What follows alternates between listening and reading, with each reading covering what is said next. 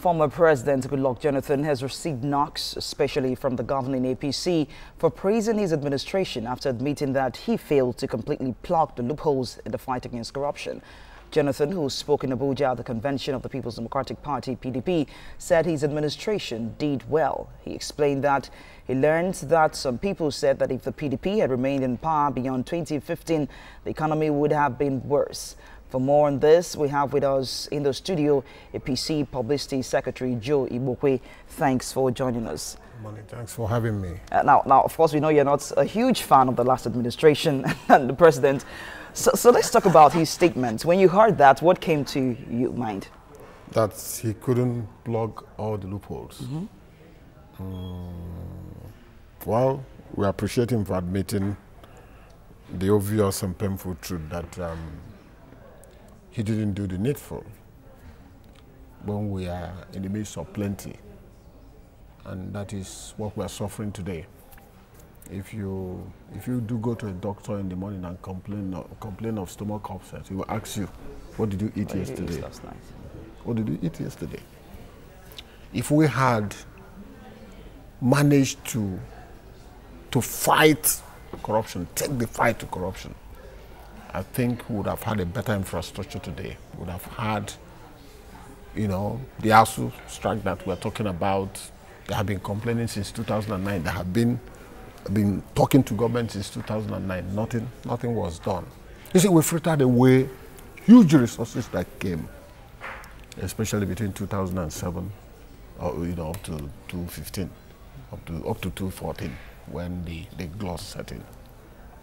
You see, people save money for the rainy day. Because if you look at Nigeria, everything we lack today can be traced to corruption. Corruption. But people would say save money for the rainy day, but we have a budget that was this year that was way higher than other budgets we've had. Or a lot of people expected that the budget at least this year might be lower. I mean, considering that we admitted he made a mistake, we should have started doing things better. We're doing things better. Why do you say As I speak to you now, the foreign reserve is on the increase, almost 32 billion, even in the face of recession. Our capitalization in the stock market is on the increase, almost 14 trillion. So we're making progress. You see, whatever you have, if you have, my father would tell me when he was alive, is if you have 10 kobo, if you have 10 naira, save 2 naira, you won't be a poor man. You won't be a poor man. So if you make small money, save as you go. If you make big money, save as you go. That's what we're talking about. Look at the entire university system. Look at the infrastructure. Infrastructure kickstarts the economy. It was not built.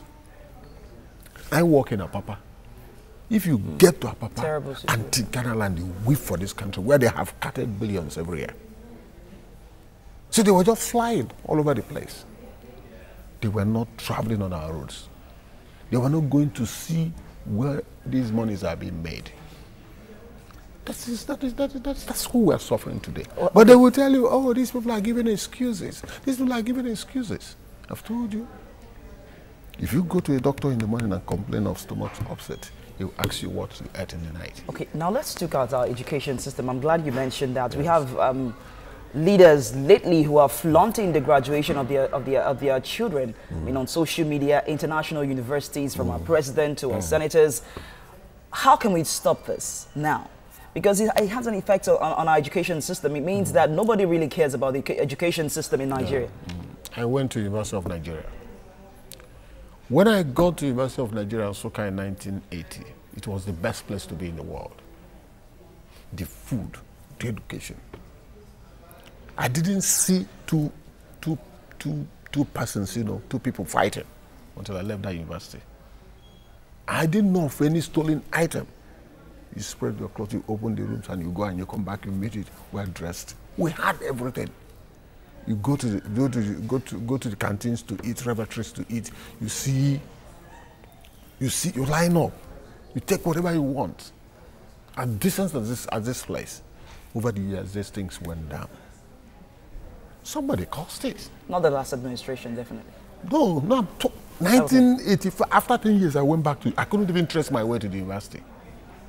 So something happened. Somebody said, went to a conference in Ghana, and he said, one professor, and he said, if you see a bad road somewhere, somebody is responsible. So does that justify our leaders sending their children abroad and ignoring education here? No, what I'm driving at is that we have left the universities unattended to over the years. We have not really made it, centers of excellence. We have not found the need to invest in education. Education must take up to 20% of our budget. And when you put the money aside, you follow the money. Monitoring and evaluation. You follow the money because you have a lot of corrupt people in the university. And I wish that one day we'll have to set up, we'll have to take the corruption fight to the university. Find out the kind of people they admit in that place. Some of them don't even have entry requirements. The university lecturers are as corrupt as Nigerian society. If you release the funds to them, let us find out whether they are using the funds. Let's follow the So money. they are not, they have well, federal universities, you don't talk about the private universities, have taken over. Taken over because they provide, my children went to private university here, So I went to public university, I went to University of Nigeria. It's better. It's better. Even the lecturers in federal universities are sending their children to private universities. And I know a lot of them in Covenant University. I know a lot of them in Bangkok. So everybody must do the needful.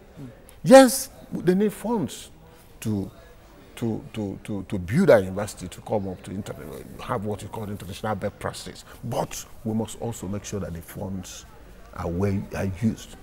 Okay. Very well. Thank you so much for your time. At least you gave the president some credit. At least he admitted that he did wrong alongside lots of conversation, but we have to end it here. Thank you so much for your time. APC Publicity Secretary Joe Igbokwe, we appreciate you. Thank you.